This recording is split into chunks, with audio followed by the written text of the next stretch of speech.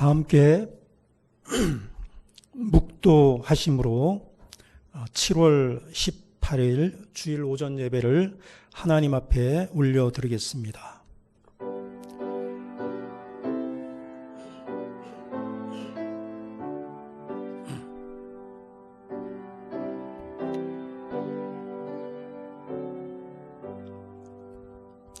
이날은 여호와께서 정하신 것이라. 이 날에 우리가 즐거워하고 기뻐하리로다. 여호와여 구하옵나니 이제 구원하소서. 여호와여 우리가 구하옵나니 이제 형통하게 하소서. 하나님은 영이시니 예배하는 자가 영과 진리로 예배할지니라. 아멘.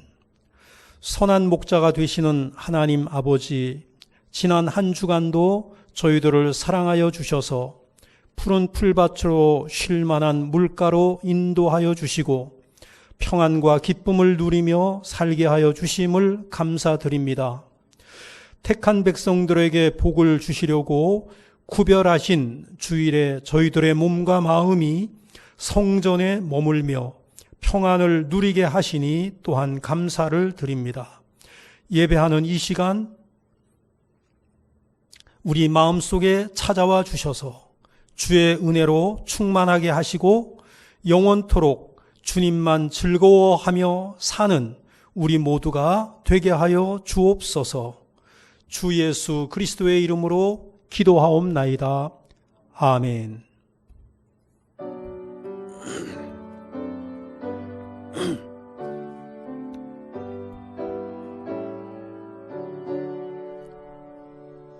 거룩 거룩 거룩 전능하신 주님, 이른 아침 우리 주를 찬송합니다. 거룩 거룩 거룩 자비하신 주님, 삼위일체 우리 주로다. 거룩 거룩 거룩 주의 보좌 앞에 모든 성도 면류관을 벗어드리네. 천군 천사 모두 주께 굴복하니 영원히 위에 계신 주로다. 거룩 거룩 거룩 주의 빛난 영광, 모든 죄인 눈 어두워 볼 수 없도다. 거룩하신 이가 주님밖에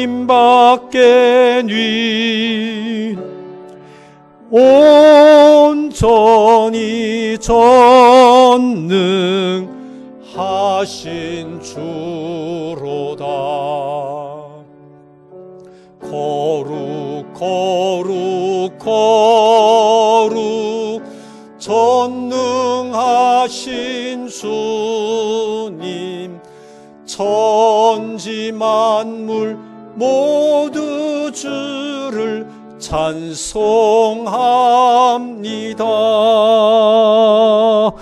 거룩 거룩 거룩 전능하신 주님, 성삼위일체 우리 주로다.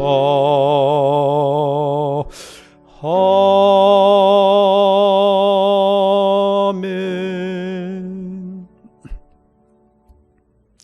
여호와여, 내가 주께 피하오니 내가 영원히 수치를 당하지 않게 하소서.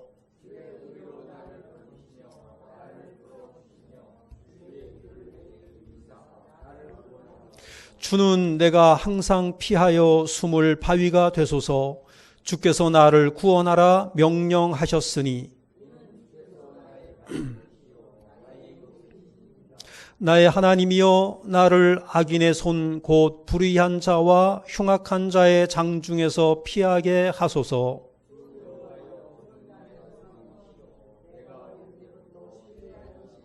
내가 모태에서부터 주를 의지하였으며 나의 어머니의 배에서부터 주께서 나를 택하셨사오니. 아멘. 신앙 고백하시겠습니다.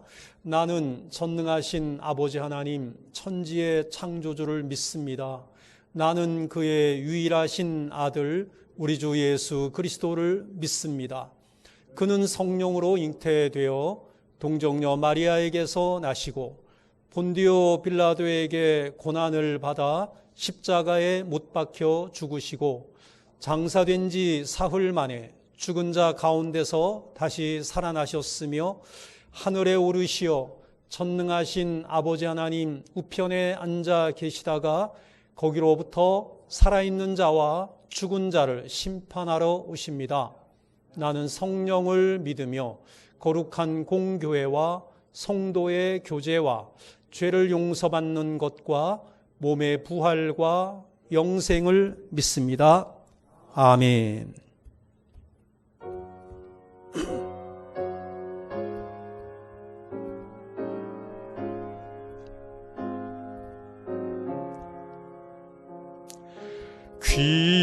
귀하신 주여, 날 붙드사 주께로 날마다 더 가까이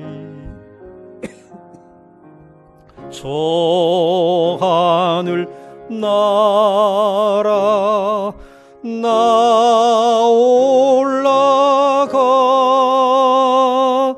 구주의 품 안에 늘 안기요.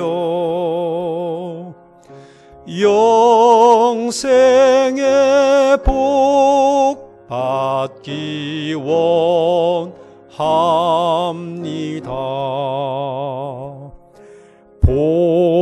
봉헌할 물건 나 없어도 날마다 주께로 더 가까이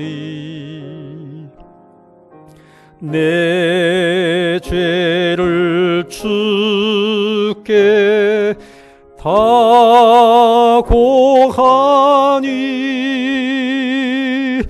주님의 보혈로 날 씻으사 눈보다 더 희게 하옵소서. 간악한 마귀 날 꾀어도 주 예수 앞으로 더 가까이 이 세상 속한 그 허영심 또 추한 생각을 다 버리니 정결한 맘 내게 늘 주소서. 이 세상 내가 살 동안에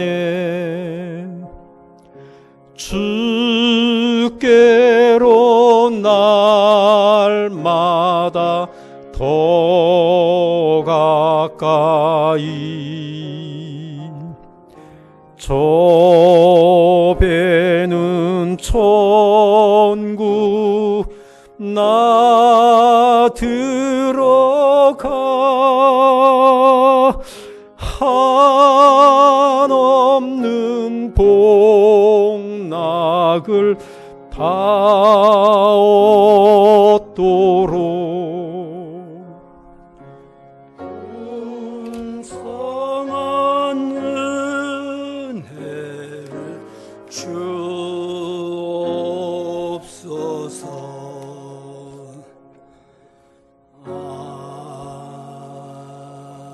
아멘. 영존하시며 살아계신 하나님 아버지, 어둠과 절망이 엄습하는 시대에 믿음의 용광로에서 고난과 시련을 재련하여 저희가 믿음의 용사로 정금이 되도록 베풀어 주시는 극진하신 사랑과 무한하신 은혜에 감사와 찬송과 영광을 올려드립니다. 좀처럼 소멸되지 않는 코로나19 바이러스와 델타 바이러스가 더욱 기승을 부리며 확진자가 증가되어 수도권에서는 사회적 거리두기가 4단계로 격상되었습니다. 당분간 교회도 전면적으로 비대면 예배로 전환하는 안타까운 현실을 맞았습니다. 비록 성전에 모이지 못하고 각자의 처소에서 비대면으로 예배하지만 저희의 신앙이 나태해지지 않도록 이끌어 주옵소서. 저희가 평안에 매는 줄로 성령이 하나 되게 하신 것을 힘써 지키며 한 소망 안에서 부르심을 받은 예배자로 예배하게 하옵소서. 인내하신 하나님 아버지, 코로나19의 4차 대유행에 앞서 저희가 지존자의 묵시를 깨닫고 회개하오니 용서해 주옵소서. 하나님은 거짓과 위선의 막말을 내뱉는 저희의 입에 마스크를 씌워 정화하십니다. 저희의 시기하고 다투고 불복하는 모습에 적당한 사회적 거리두기를 실천하게 하십니다. 저희가 손으로 나쁜 짓을 많이 하여 어디를 가든 손 씻고 소독부터 하게 하십니다. 열받는 세상에 더 이상 열받지 말라고 가는 곳마다 체온을 체크하게 하십니다. 저희가 얼마나 은밀한 곳을 다녔으면 가는 곳마다 연락처를 적게 하십니다. 하나님, 이 시대적 유머를 상고하며 간구합니다. 이젠 전능자의 때를 따라 돕는 은혜가 속히 임하여 이 모든 문제를 깔끔히 해결하여 주시옵소서. 더 이상 코로나 바이러스의 확산을 차단하고 소멸과 치유와 회복의 은혜가 충만하게 하옵소서. 코로나19로 인하여 어려운 시기에 열방의 선교사님들과 교회를 섬기는 손길들과 모든 성도들의 가정을 보살펴 주셔서 물질이 부족하여 어려움 당하지 않도록 날마다 필요를 충족하게 채워주시고 안전하게 지켜 주옵소서. 사랑의 하나님 아버지, 풍진 세상에 너희는 이 세대를 본받지 말고 오직 마음을 새롭게 함으로 변화를 받아 하나님의 선하시고 기뻐하시는 온전하신 뜻이 무엇인지 분별하도록 하라신 말씀대로 현명하게 사는 저희의 인생이 되게 하옵소서. 단위에 서신 담임 목사님, 권능의 말씀을 선포하실 때 그 말씀에 성령의 능력을 더하여 주셔서 비대면 영상으로 말씀을 듣는 온 성도들이 아멘으로 화답하며 마음판에 새겨서 모두가 성도답게 살기를 결단하는 은혜의 예배가 되도록 인도하여 주옵소서. 이 시간 하나님께 올려드리는 찬양을 우리 하나님 기쁘게 흠양하여 주시기를 원하오며 이 모든 말씀 살아계신 예수 그리스도의 이름으로 기도드려옵나이다. 아멘.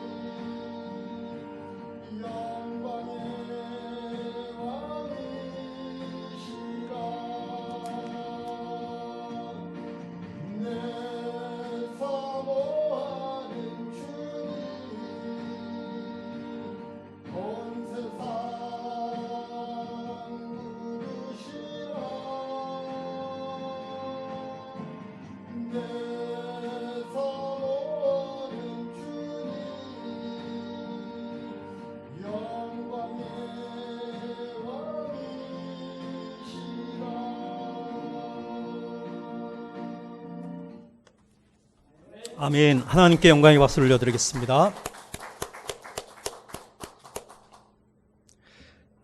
주님이 영광의 왕이십니다. 지난주의 말씀을 암송하도록 하겠습니다. 지난주의 말씀 누가복음 11장 23절입니다. 중간지대는 없다 그랬어요. 중간지대는 없다. 중립은 없다. 자, 한번 우리가 암송해 보도록 하겠습니다. 시작. 나와 함께 하지 아니하는 자는 나를 반대하는 자요, 나와 함께 모으지 아니하는 자는 해치는 자니라. 누가복음 11장 23절 말씀. 아멘. 나와 함께 하지 아니하는 자는 반대하는 자고, 나와 함께 모으지 아니하는 자는 해치는 자다. 금주의 말씀을 한번 우리가 암송해 보도록 하겠습니다. 금주의 말씀을 한번 읽겠습니다. 잠언 11장 24절입니다. 한번 읽어보시죠. 시작. 흩어 구제하여도 더욱 부하게 되는 일이 있나니 과도히 아껴도 가난하게 될 뿐이니라. 아멘. 한 주간 동안 우리가 묵상해야 될 말씀이 되겠습니다. 오늘 본문 말씀 성경 봉독하겠습니다. 누가복음 12장 13절로 21절까지 말씀입니다.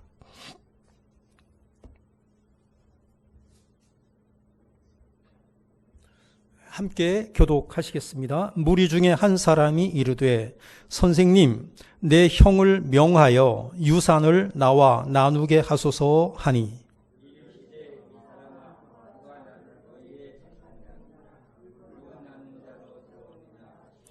그들에게 이르시되 삼가 모든 탐심을 물리치라. 사람의 생명이 그 소유에 넉넉한 데 있지 아니하니라 하시고,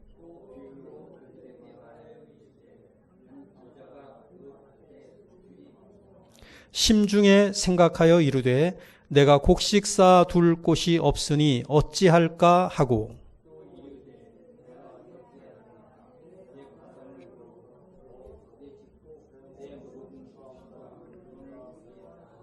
또 내가 내 영혼에게 이르되 영혼아, 여러 해 쓸 물건을 많이 쌓아 두었으니 평안히 쉬고 먹고 마시고 즐거워하자 하리라 하되,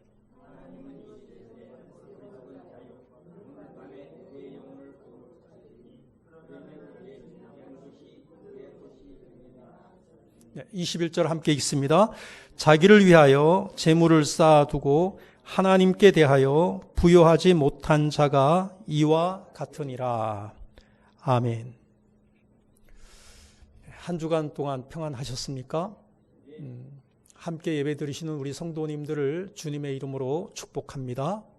가정에서 비대면 예배로 함께 하시는 우리 성도님들에게도 하나님의 은혜가 충만하기를 주님의 이름으로 축복합니다.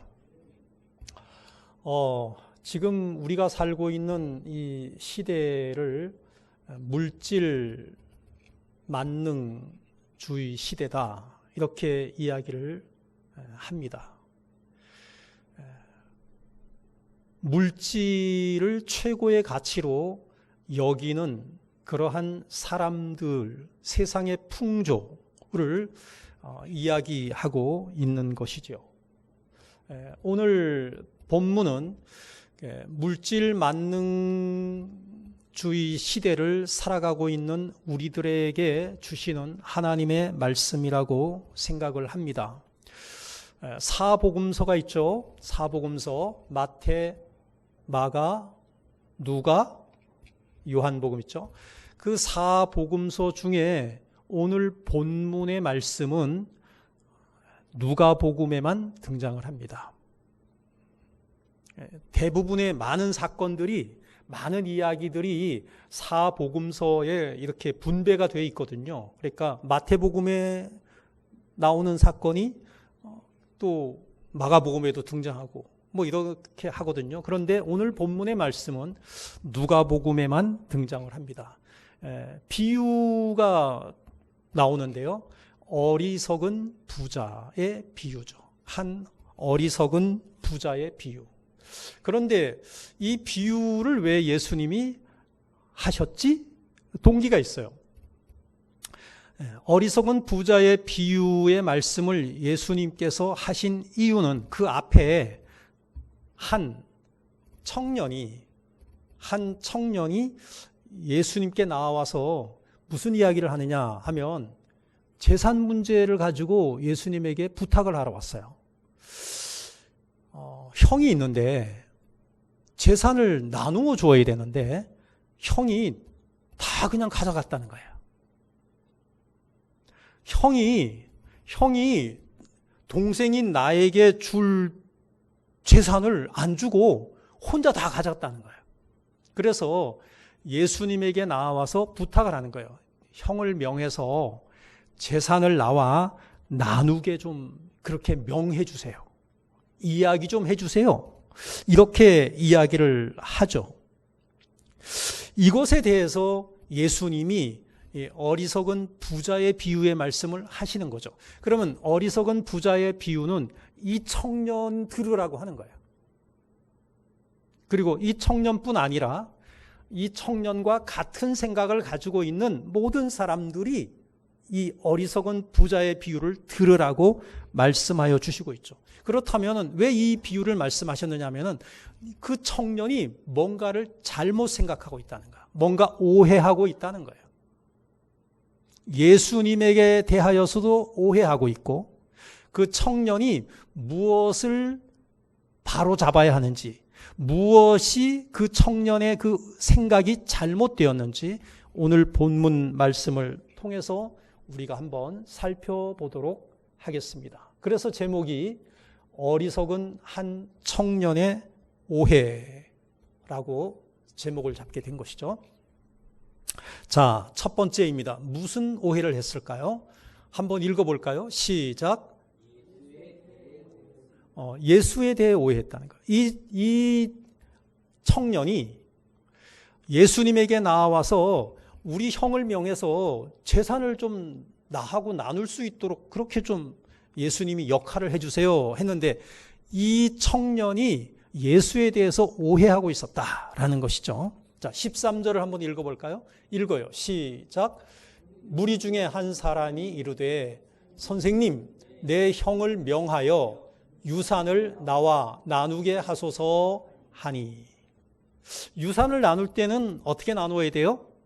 형이 예를 들어서 형이 장남이고 내가 동생이야. 그리고 그 밑에 동생들은 없어. 형하고 나하고 둘인데 장남은 2배를 가진다 그러죠. 장자는 2배를 가진다 그래요.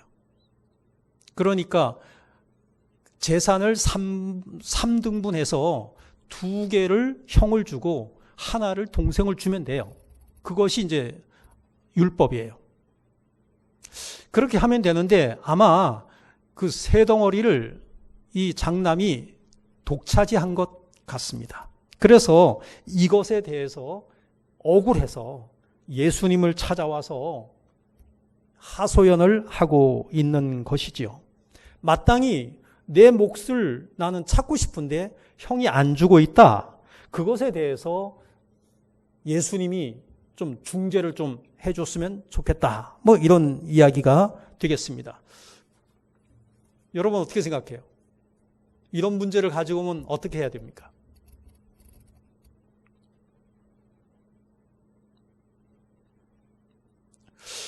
우리들은 생각합니다. 예수님이 그래 당연하지. 형이 다 가지면 안 되는 거지. 형 데리고 와. 이렇게 해결해 주셨으면 참 좋겠다라는 생각을 한편 우리가 할 수 있어요. 그런데 예수님의 대답은 전혀 이 청년이 기대했던 대답이 아니었습니다. 뭐라고 대답을 하시느냐 하면 14절에서 이렇게 대답을 하셔요. 한번 읽어보죠. 시작. 이르시되 이 사람아 누가 나를 너희의 재판장이나 물건 나누는 자로 세웠느냐 하시고 반문하시는 거죠. 누가 나를 너희의 재판장으로 세웠냐? 누가 나를 너희들의 물건을 나누는 자로 세웠냐? 예수님이 이렇게 말씀하시는 거예요. 어떤 목사님이 있었습니다. 어느 날 어떤 한 여인이 찾아왔습니다. 자기의 사연을 이야기합니다. 정치 선거철이 되어서 당원으로 가입을 했고 선거운동을 하는 중에 어떤 남자와 눈이 맞았던 거죠. 이 여자는 혼자 사는 사람이었고 그 남자는 유부남이었어요. 그런데 눈이 맞아가지고 불륜을 저지른 거예요. 불륜을 저지르면서 남자가 못하는 말이 없잖아요. 내가 책임질게, 우리 부인 안 좋고 이혼하고 이렇게 어쩌고 저쩌고 감언이설을 했겠죠. 그런데 그것을 믿었는데 전혀 그렇게 안 하는 거예요. 가정을 지켜야 된다고 남자가 딴소리 하는 거죠. 그것에 대해서 별의별 수단을 다 썼는데 안 되는 거예요. 그러니까 목사님을 찾아와서 이 문제를 해결해 달라고 하는 거죠. 목사님이 또 정의감에 불타가지고 그 남자 잘못됐네. 집사라고 하는 사람이 어떻게 그럴 수가 있어? 그래갖고 데리고 오라 그랬는데 진짜 데리고 온 거예요. 데리고 와서 이거 잘못했습니다. 당신이 이거 잘못했습니다. 그런데 해결이 돼야 안 돼요? 그렇다고 해서 잘못됐다고 남자 보고 야단을 쳤지만 문제가 해결이 안 되는 거예요. 이 여자가 기대하는 건 뭐죠? 이 여자가 기대하는 것은 본부인하고 이혼하라는 거예요. 근데 이 남자는 자기 가정을 버릴 생각이 없는 거예요. 그래서 이번에는 목사님이 이 여인에게 당신 포기해야 된다. 이것은 남의 가정을 파탄내는 것이다. 그 남자를 기대하지 마라. 그리고 예수님 믿고 새롭게 출발해라. 근데 이분은 예수 믿는 것은 전혀 안중에 없는 거예요. 해결이 돼야 안 돼요? 해결이 안 되는 거죠. 목사님은 그 둘 사이에서 그 문제를 해결해 주고 싶었어요. 재판장이 되고 싶었어요. 물건 나누는 자가 되고 싶었어요. 근데 그것이 안 되는 거예요. 왜? 서로의 이해관계가 해결을 할 수 없게 만드는 거죠. 무슨 욕심이 있는 거예요? 나는 이 남자하고 헤어질 수 없어. 근데 이 남자는 뭐예요? 나는 가정을 깨트릴 수가 없어. 즐길 수는 있지만 가정을 깨트릴 수는 없어.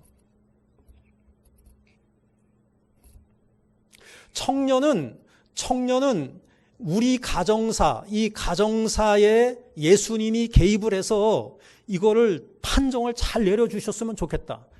저는 이 말씀을 묵상하면서 구약의 모세가 생각이 났습니다. 모세는 광야 생활하는 동안 이스라엘 백성들의 재판장 역할을 했어요. 여러 가지 문제를 가지고 모세에게 나오면은 모세가 이거는 잘못됐고 이거는 네가 잘했고 이건 못했고 이거 다 해주셨다. 근데 예수님은 그거 안 하겠다는 거예요. 청년의 기대와는 정반대로 예수님은 그 요청을 단호히 뿌리치고 거절하고 계시는 것을 보게 되는 것입니다. 왜 그러시냐? 예수님은 우리의 일상사에 관심이 없으신 분은 아닙니다. 절대 그렇지 않습니다. 그런데 왜 예수님이 이 청년의 요청을 거절했느냐? 이것이죠.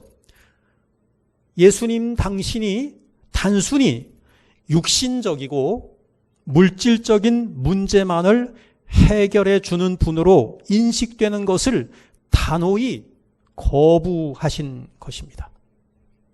예수님의 관심은 무엇입니까? 예수님이 이 땅에 오셨을 때 세례 요한이 무슨 말을 했습니까? 회개하라, 천국이 가까이 왔느니라. 이 말씀을 하셨잖아요. 예수님이 이 땅에 오신 목적은 하나님의 나라예요. 하나님의 나라를 세우고 하나님의 나라를 확장하는 것이 예수님이 이 땅에 오신 목적이고 예수님의 관심이에요. 너희들에게 있어서 가정에 뭐 송사가 있거나 이거 가지고 와라 내가 해결해 줄게 이런 말씀을 예수님이 하시지 않았다는 거예요. 그런 거 하시려면 재판장으로 오셔야지. 왕으로, 세속적인 왕으로 오셔야지. 예수님의 관심은 물질적이고 세속적인 것이 아니라 보다 더 본질적인 문제, 다시 말해서 인간의 죄의 문제, 영혼의 문제, 하나님 나라에 관한 문제, 이것이 바로 예수님의 관심이었다. 이것과 관련된 것이라면은 예수님이 그 문제를 해결하실 수가 있었겠지만, 해결하시려고 하셨겠지만, 이것을 전제하지 않는 어떠한 행위도 예수님은 관심을 표하지 않으셨다라고 하는 것입니다. 그러니까 예수님을 찾아오는 사람들은 영적인 문제를 가지고 찾아와야 되는 거예요, 사실은. 그런데 세상에 많은 사람들이 영적인 문제에는 관심이 없어요. 관심이 없이 세상을 살다가 세상적인 문제, 물질적인 문제, 이런 걸로 문제가 생기면 예수님에게 와서 해결해 달라는 거야. 그거 해결해 주면은 그냥 빠이빠이. 그거 해결해 주면은 그냥 예수님 안녕 하고는 그냥 돌아가는 거예요. 예수님은 재판장으로 오시지 않았고요. 예수님은 물건 나누는 자로 세워진 분이 아니시다라는 것을 이 청년에게 이야기하고 있는 것이죠. 그러니까 이 청년의 오해는 뭐냐? 예수님을 나의 세속적인 문제를 해결해 주시는 분이라고 오해했다는 것이죠.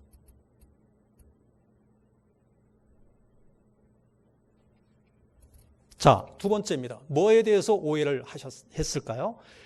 읽어봐요. 시작. 물질에 대해서 예수님을 오해했다. 자, 15절입니다. 15절. 예수님이 이렇게 말씀하시죠. 자, 시작. 그들에게 이르시되 삼가 모든 탐심을 물리치라. 사람의 생명이 그 소유에 넉넉한 데 있지 아니하리라 하시고.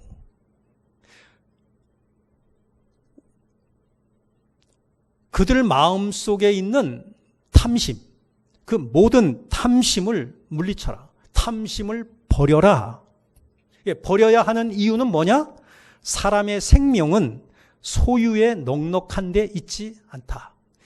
물질이 많고 적고 하는 것은 그 사람의 생명, 그 사람의 영혼이 사느냐 죽느냐와는 전혀 관계가 있지 않다라고 하는 것이죠. 예수님은 이 청년의 마음속에 뭐가 있느냐? 물질에 대한 탐욕이 자리 잡고 있다. 이걸 알고 있는 거죠. 이 청년은 자기 형님이 재산을 몽땅 가져가 버리니까 잠도 못 자는 거예요. 이 문제로 그냥 가득 차버렸어.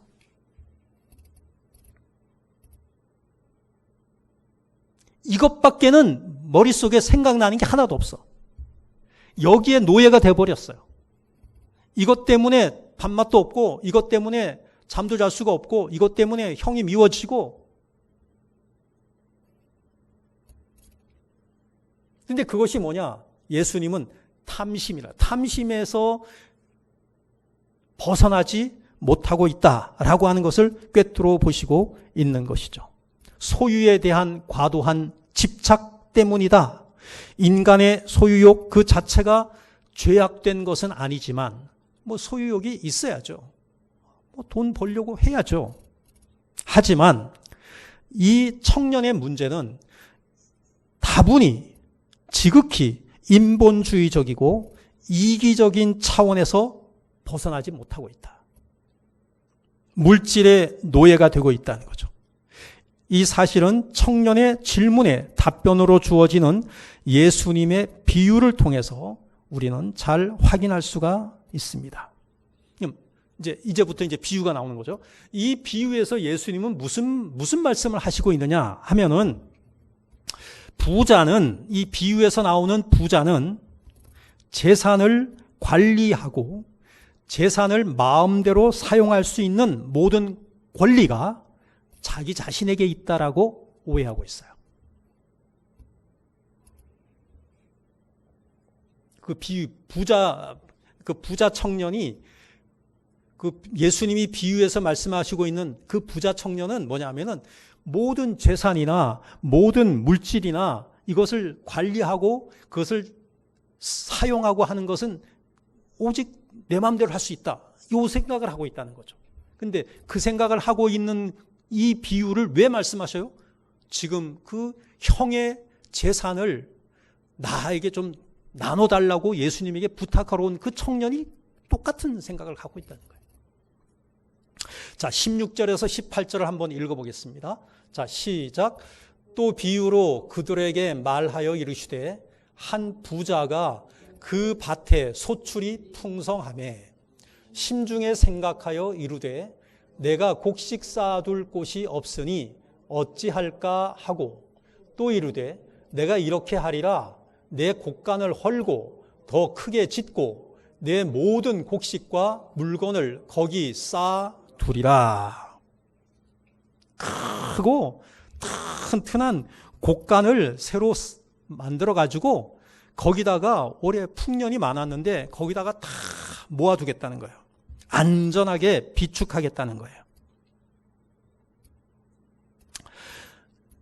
이 청년, 이 부자 청년이 무엇을 오해하고 있느냐 하면 모든 소유가 이 청년은 내 거라고 생각하는 거예요. 하나님의 것이라는 생각을 안 하고 있는 거예요. 성경에서 물질관, 성경에서의 물질관은 뭐냐면은 우리는 이 모든 물질이 누구의 것이다?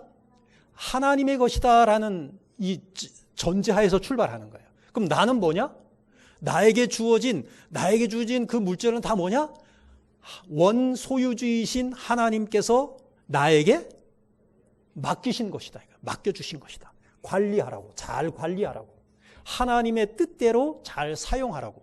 그러니까 이 기독교적인 물질과는 바로 청지기 의식입니다. 나는 청지기야, 그러니까. 청지기는 뭐냐면은 그 재산을 관리하는 사람인데 그 재산이 자기 게 아니야. 주인이 따로 있는 거예요.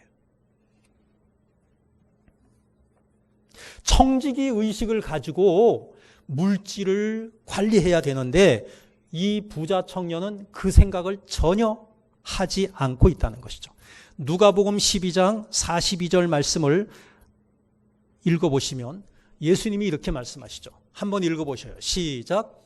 주께서 이르시되 지혜 있고 진실한 청지기가 되어 주인에게 그 집 종들을 맡아 때를 따라 양식을 나누어 줄 자가 누구냐? 지혜 있고 진실한 청지기가 되라는 거죠. 예수님이 우리에게 요구하시는 거예요. 너희들은 지혜 있고 진실한 청지기가 되라는 거예요. 하나님께서 맡겨주신 그 재산을 주인에게 그 집 종들을 맡아 때를 따라 양식을 나누어 줄 자가 누구냐? 주인에게. 주인은 뭐냐? 하나님인 거죠. 그런데 이 부자 청년은 너무너무 이기적인 생각으로 가득 차 있어가지고 이 청지기 의식이 전혀 없는 거죠. 그래서 이 부자 청년은 이렇게 말하고 있어요. 17절에서 19절까지 한번 읽어봐요. 시작. 누가 심중에 생각하죠? 이 부자 청년이. 아주 그냥 큰 그해 소출이 아주 풍성한 이 부자 청년이 심중에 마음속으로 생각하는 거예요. 심중에 생각하여 이르되 시작.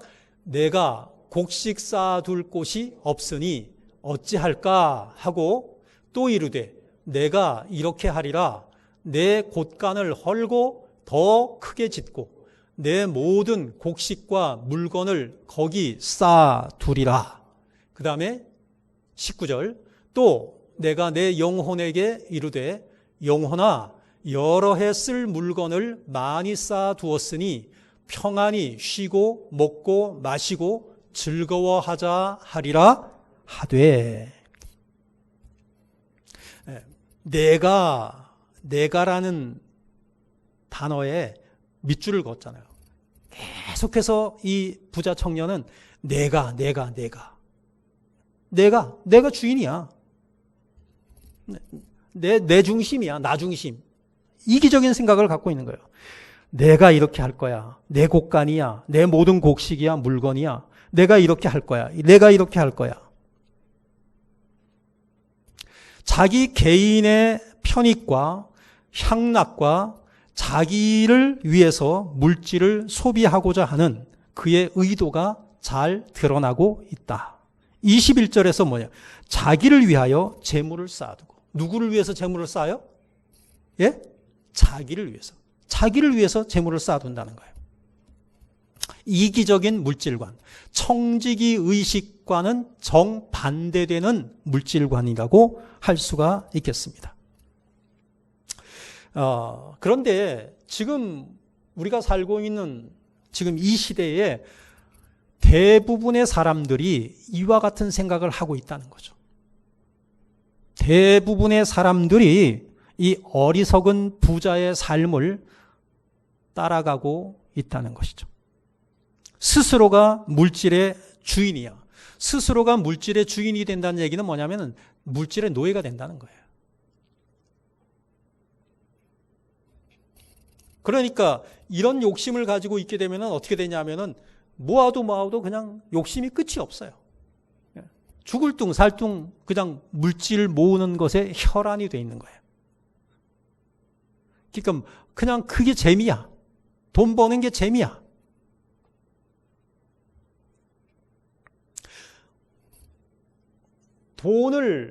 물질을 이렇게 부자가 되려고 노력하는 것도 중요해요. 그것은 건전한, 어떻게 보면은 그런 욕심이 또 있어야 되는 거야. 그런데 중요한 것은 뭐냐면은 그 물질관이 바르게 돼 있어야 된다는 거죠. 다시 말해서 쓸 줄을 알아야 된다는 거죠. 유익한 곳에 바르게 하나님께서 기뻐하시는 그러한 물질의 사용 방법을 알고 있어야 된다라고 하는 것입니다. 그래서 성경에서 이렇게 말씀하고 있어요. 잠언 11장 24절.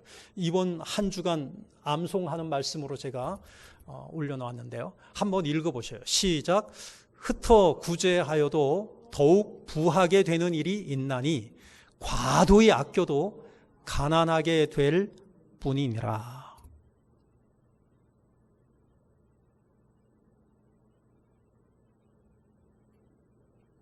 제가 처음 예수 믿고 얼마 안 됐을 때 성경 구절을 이렇게 읽으면서 그냥 내 눈에 들어와서 이거 좋네 괜찮네 아우 참 좋다 이런 것을 이렇게 암송하려고 이렇게 카드를 썼는데 저것도 거기에 들어가 있었어요. 흩어 구제하여도 더욱 부하게 되는 일이 있나니 과도히 아껴도 가난하게 될 뿐이니라. 자, 세 번째입니다. 무슨 오해를 했을까요? 많은 사람들이 이런 오해를 하고 있는 거죠. 자, 읽어봐요. 시작. 영육 간의 문제에 대해 오해했습니다. 이 부자의 최종적인 오해입니다. 세 번째 오해는 뭐냐? 영육 간의 문제를 오해하고 있다는 거, 혼동하고 있다는 거예요. 다시 말해서 물질을 통해서 영적인 문제를 해결하려고 했다. 이것은 무슨 말이냐면은 물질이 많으면, 돈이 많으면 내 영혼이 평안에 그칠 거야. 이거예요. 그러니까 물질과 영혼을 비례한다고 생각하는 거죠. 내가 물질이 넉넉하면 내 영혼도 평안한 삶을 살 수 있을 거야. 뭐 이렇게 생각하고 있는 것이죠. 돈이 행복이야. 뭐 이렇게 생각하는 거예요. 돈이 최고야 라고 말하는 사람이 뭐냐 하면은 돈이 행복을 가져다 준다고 생각하는 거죠. 여러분, 돈이 많으면 행복합니까? 제가 젊었을 때 좋아하던 말, 늘 입에 달고 살던 말, 저 가난했거든요. 근데 그 말이 뭐였느냐 하면은 돈이 없는 것은 단지 불편할 뿐이다. 그게 참 와닿더라고요. 돈이 없는 것은 조금 불편할 뿐이지 크게 그렇게까지 중요한 것은 아니다라고 하는 것이죠. 물질 만능주의 시대를 살아가고 있는 많은 사람들은 뭐냐면은 물질이 전부다라고 생각하는 거예요. 그러니까 온통 관심이 거기에만 있는 거예요. 거기에만. 그러니까 모으고 또 모아도 더 모아야 되고 그런 이기적인 욕심을 가지고 살아가고 있다라고 하는 것이죠. 19절 보면은 이렇게 나와요. 19절을 다시 한번 읽어봐요. 시작. 또 내가 내 영혼에게 이르되 영혼아 여러 해 쓸 물건을 많이 쌓아두었으니 평안히 쉬고 먹고 마시고 즐거워하자 하리라 하되. 그러니까 이 부자 청년은 무슨 생각하느냐면 많이 쌓아놓았으니까 나는 이제 어떻다? 나는 이제 평안할 거야. 많이 쌓아두었으니까 안 먹어도 배불러. 뭐 이거죠. 육신적인 욕구를 채웠기 때문에 영적인 필요도 나는 채워질 수 있다라고 착각하고 있는 것입니다. 여러분들 돈 많은 사람이 행복합니까? 돈 많은 사람이요. 돈 많은 사람들이 불안한 사람들이 얼마나 많은지 몰라요. 권력을 가지고 있는 사람이 잠을 못 이루는 사람이 얼마나 많은지 몰라요. 아무리 부자라고 하더라도 아무리 권력자의 위치에 올랐다고 하더라도 영혼의 평안함과는 별개다라고 하는 것입니다.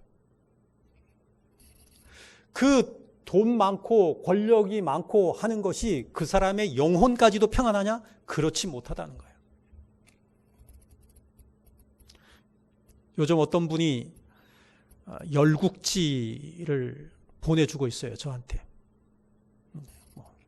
1, 2, 3, 4 그렇게 꾸준히 보내주고 있어요. 근데 저는 그냥 보내줄 때마다 읽으면 돼요. 그러면 그냥 삼국지 그렇게 읽었고요. 수호지 그렇게 읽었고요. 또 열국지를 지금 읽고 있어요. 계속해서 누군가가 보내주고 있어요. 장로님이십니다. 근데 그것을 읽어보면 역사서잖아요. 역사서인데, 중국의 역사서인데, 그것을 읽어보면은요, 권력자들이 잠을 자지 못해요. 왜? 자기가 권력을 잡을 때도 누군가를 죽이고 살해하고, 자기가 권력을 잡았어. 근데 내가 권력을 잡았는데 누군가가 또 내 목숨을 노리고 있는지 몰라요.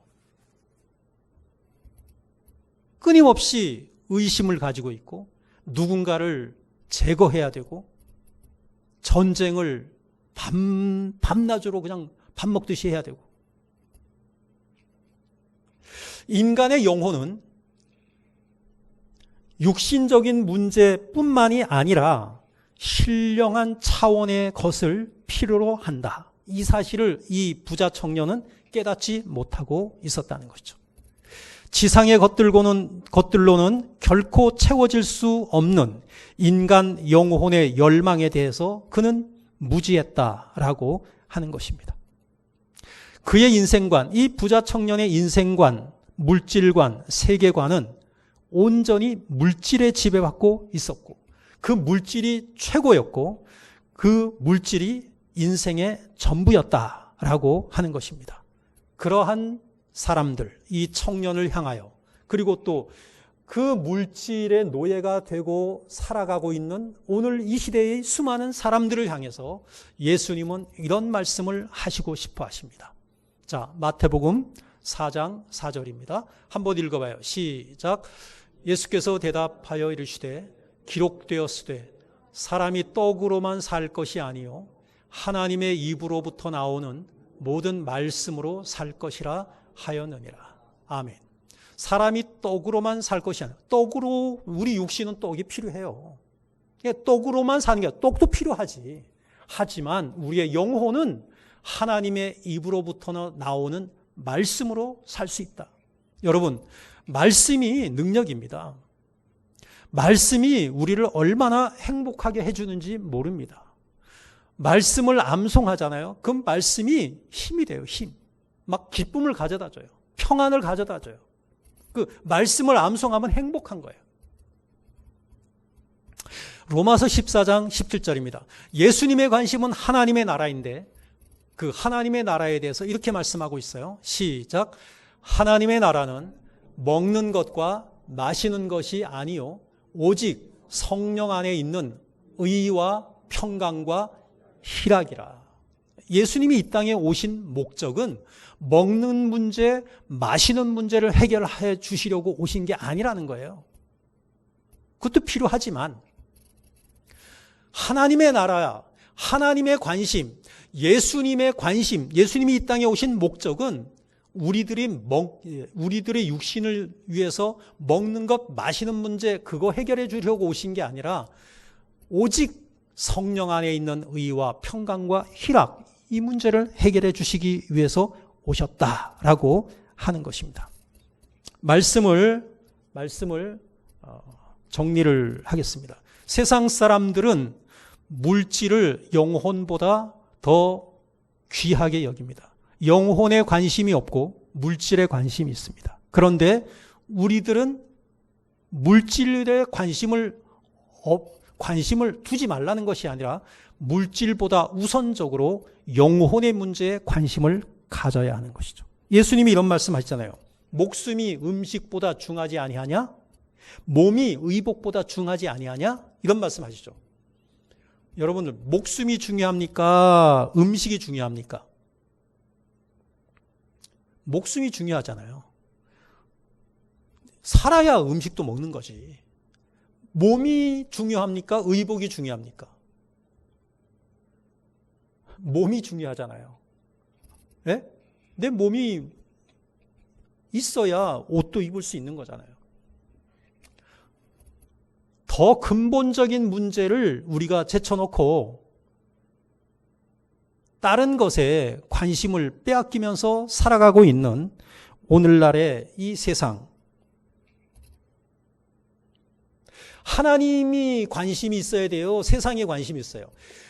세상적인 것보다는 하나님의 나라에 관심을 가지고 살아야 되는데 이 세상에 많은 사람들이 그리스도인조차도 하나님보다 세상에 더 관심을 두고 살아가고 있는 그러한 현실. 그것이 바로 오늘 이 시대를 살아가고 있는 우리들, 이 시대의 특징이 그렇다라고 하는 것입니다. 현실의 문제가 해결되어야만 영혼의 문제가 해결되고 될 수 있다라고 생각하는 수많은 사람들. 하나님은 우리들에게 오늘 세상에서는 부요하되 하나님에 대해서는 가난한 자가 되지 않도록 경계해야 된다라고 21절에서 말씀하여 주시고 있습니다. 세상에서는 부요해.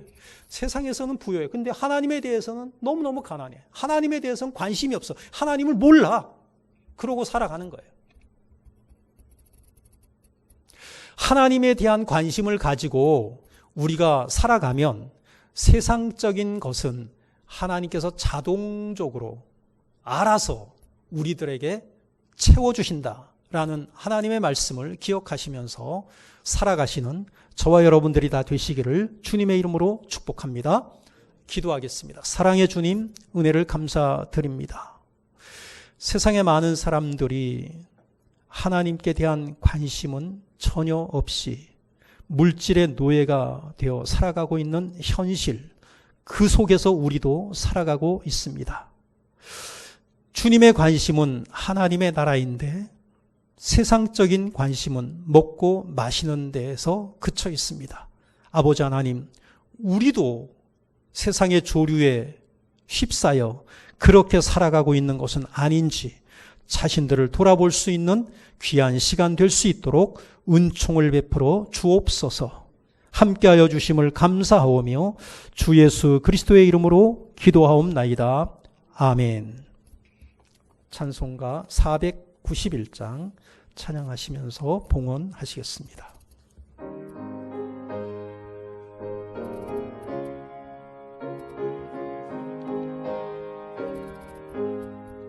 저 높은 곳을 향하여 날마다 나아갑니다.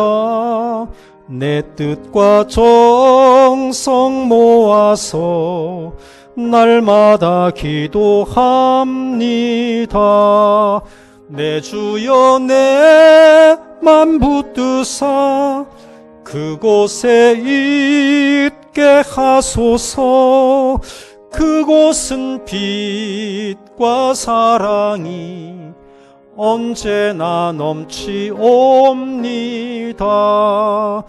괴로움과 죄가 있는 곳 나 비록 여기 살아도 빛나고 높은 저곳을 날마다 바라봅니다. 내 주여 내 맘 붙드사 그곳에 있게 하소서. 그곳은 빛과 사랑이 언제나 넘치옵니다. 의심의 안개 거치고 근심의 구름 없는 곳 기쁘고 참된 평화가 거기만 있사옵니다.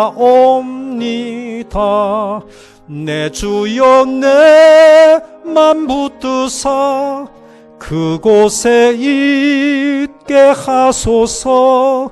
그곳은 빛과 사랑이 언제나 넘치옵니다. 험하고 높은 이 길을 싸우며 나아갑니다. 다시금 기도하오니 내 주여 인도하소서. 내 주여 내 맘 붙드사 그곳에 있게 하소서. 그곳은 빛과 사랑이 언제나 넘치옵니다. 내 주를 따라 올라가 저 높은 곳에 우뚝 서 영원한 복락 누리며 즐거운 노래 부르리. 내 주여 내 그곳에 있게 하소서. 그곳은 빛과 사랑이 언제나 넘치옵니다. 하나님 은혜를 감사드립니다. 날마다 저 높은 곳을 향하게 하시고 날마다 그곳을 향하여 나아갈 수 있도록 은혜 베풀어 주셔서 감사드립니다. 우리가 비록 이 땅에 살고 있지만 아버지 하나님, 하나님께서 기뻐하시는 하나님 나라에 속한 자로서 영원한 하나님 나라를 우리가 날마다 마음속으로 사모하며 그리며 살아갈 수 있도록 은혜 베풀어 주셔서 감사를 드립니다. 세상적인 가치관에 휩싸이지 않게 하여 주시옵시고 하나님께서 우리에게 요구하시는 하나님께서 기뻐하시는 그러한 가치관을 가지고 우리가 살아갈 수 있도록 이 세상을 변화시킬 수 있도록 은혜를 베풀어 주시옵소서. 오늘도 하나님께 감사의 찬송과 예배를 올려드리면서 귀한 예물을 구별하여 바쳐드립니다. 주님께서 희망하시는 제물이 되기를 원하며 하나님께서 원하시는 곳에 사용하셔서 아름다운 열매로 다시 되돌려 드릴 수 있도록 은총을 베풀어 주옵소서. 드린 손길마다 복에 복을 더하여 주셔서 이 땅에서 행복하고 평안한 삶을 누리게 하여 주옵소서. 주 예수 그리스도의 이름으로 기도하옵나이다. 아멘. 교회 소식을 전해드립니다. 치유와 감동과 축복이 있는 원당제일교회 나오심을 진심으로 환영합니다. 7월은 교회 사랑의 달입니다. 코로나19 4차 대유행으로 인해서 사회적 거리두기 단계가 4단계로 바뀌게 되었고 아마 다음 주까지 이어지는 것으로 알고 있고 그 이후에는 또 어떻게 될지 잘 모르겠네요. 그래서 전면 비대면 예배를 드리고 있습니다. 가정에서 비대면 예배를 드리고 있는 우리 성도님들 교회를 위해서 기도해 주시기 바라고 또 이 나라와 민족을 위해서도 마음을 모아 기도해 주시면 감사하겠습니다. 9시 예배 영상이 11시에 그리고 11시 예배 영상이 그 이후에 한 12시경에 이렇게 교회 홈페이지에 아니면 교회 카톡에 올려드리고 있습니다. 많이 사용해 주시고 구독자를 좀 눌러주세요. 지금 구독자가 너무 없어요. 구독자가 7명인가 그래요. 그 구독자 누르시는 걸 잘 모르시면 좀 전화 우리 목사님이나 우리 장로님들께 질문해 주시고 좀 해주시면 감사하겠습니다. 그리고 좋아요도 이렇게 좀 눌러주시고 좀 이렇게 좀 주변에 있는 분들에게 추천도 좀 해주시고 그렇게 해주시면 감사하겠습니다. 목회를 위한 기도 제목 기도해 주시기 바라고요. 다 함께 일어나셔서 파송의 찬송 부르신 후에 축도로 예배를 마치겠습니다.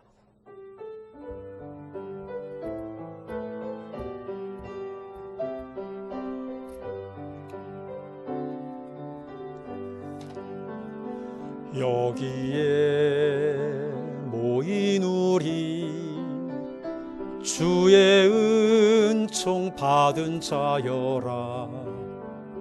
주께서 이 자리에 함께 계심을 아노라. 언제나 주님만을 찬양하며 따라가리니 시험을 당할 때도 함께 계심을 믿노라. 이 믿음 더욱 굳세라. 주가 지켜주신다.